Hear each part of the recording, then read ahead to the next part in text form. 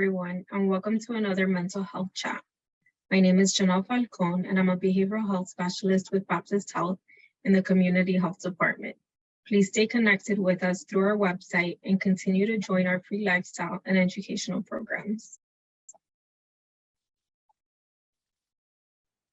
Today, we're going to be going over some anxiety buzzwords that are often misused. It'll be helpful to understand their meaning and the context in which to use them correctly to further understand what anxiety is and what you can do differently. And even if you choose to seek further support from a professional, it'll be helpful to communicate correctly what you might be experiencing so that they can help you in the best way.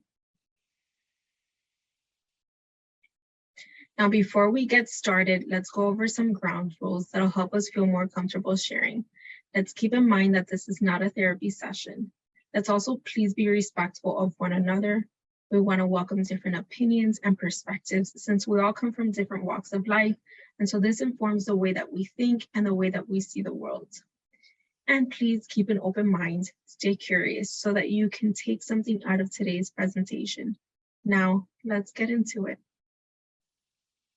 First, it's important to understand the difference between stress and anxiety. Many people use the two interchangeably, but there are differences. Stress is the body's reaction to a stressor or a challenge. A person might experience physical, emotional, or mental symptoms as a result of that stressor. And anxiety is usually an uneasy feeling about something that feels uncertain or even a pending event. Everyone experiences stress, everyone experiences anxiety, and both are normal. In fact, the two can certainly exist at the same time. Stress can also make anxiety worse, and anxiety can make stress worse. Now, I'm sure you're probably thinking, well, sure, I feel anxious, but when is feeling anxious too much? Now, that's a good question. We're going to talk about next is anxiety versus an anxiety disorder. What's the difference? Now, an anxiety disorder is a specific group of diagnoses that are diagnosed by a mental health professional. One of the first things that we want to look at is, are the person's symptoms excessive? And what I mean by excessive is the level of anxiety the person is experiencing is disproportionate in response to that something that's causing the person anxiety.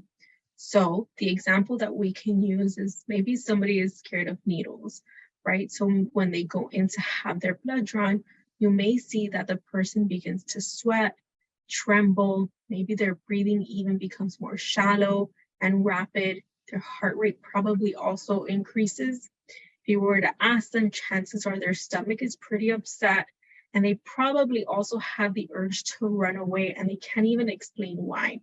So in this example, we can see how the person's response is disproportionate to the situation. Now, next up, the other thing that we want to look for is the anxiety the person experiencing persistent and prolonged?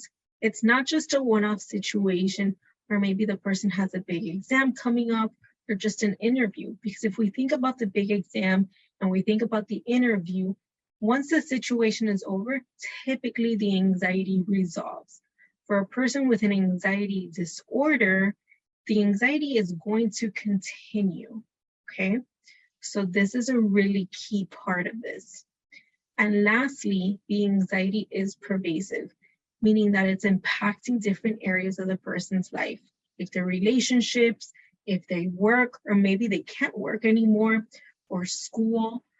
Even smaller details like everyday tasks, like taking a shower, being able to eat regularly, or maybe their sleeping habits. So maybe sleeping too much or not sleeping enough. Anxiety disorders can be very debilitating, and that's why they need to be addressed by a professional as early as possible, because it tends to have a snowball effect. Now, intrusive thoughts are just that. They're intrusive in nature. They're unwelcome and tend to just pop up into a person's head unexpectedly.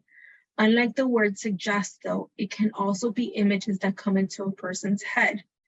What usually causes the most distress to a person is that the intrusive thoughts can be inappropriate or taboo in nature. They can also happen at the most inappropriate times and when you least expect it. However, we don't just see intrusive thoughts in anxiety disorders. We also commonly see them in other mental health conditions, such as PTSD, so post-traumatic stress disorder. This is why it's extremely, extremely important to speak to a mental health professional if you feel as though you are struggling with some symptoms so that they can determine your best next steps, whether that be therapy, medication, or a combination of both. But they should be the ones to determine what's going to be best for you. And I know panic attacks are also very commonly spoken about. And panic attacks are a sudden episode of intense fear that triggers severe physical reactions when there is no real danger or apparent cause. They usually last anywhere from 10 to 20 minutes and can last much longer, upwards of an hour or longer of that. So someone who is experiencing a panic attack will experience a variety of physical symptoms. The more common one that we hear about, we've seen in movies, everybody talks about, is the chest pain. Usually you'll see somebody gripping their chest and they'll talk about feeling like they're having a heart attack or almost talk about like they're feeling like they're dying. And oftentimes people will go to the ER or the hospital because of these strong feelings.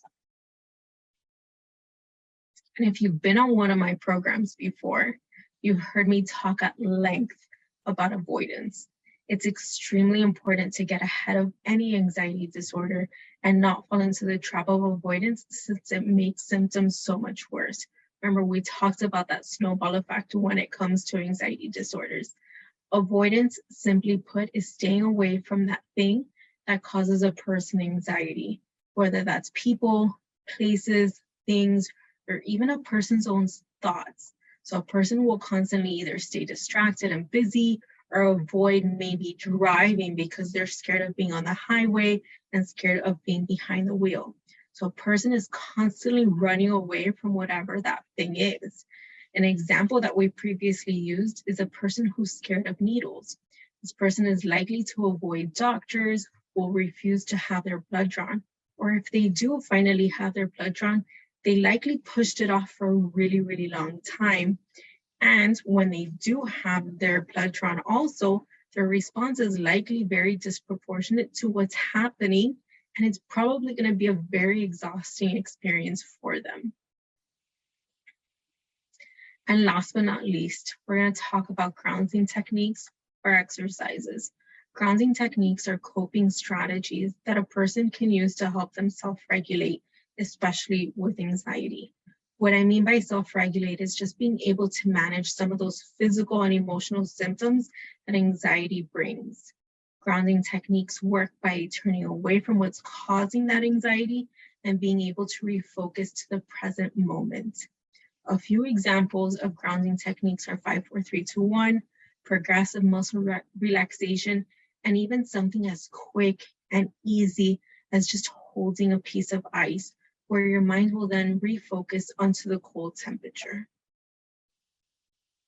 Now that you can understand some of the vocabulary around anxiety better, join us for another mental health chat to start understanding the cycle of anxiety, how to create change, and to learn more about grounding exercises. As always, we do have our resources for you all. We have the Recovery Village at Baptist Health, Baptist Healthcare on Demand, Baptist Health Support Groups, 211, Suicide and Crisis Lifeline, National Alliance on Mental Illness. Until next time, goodbye.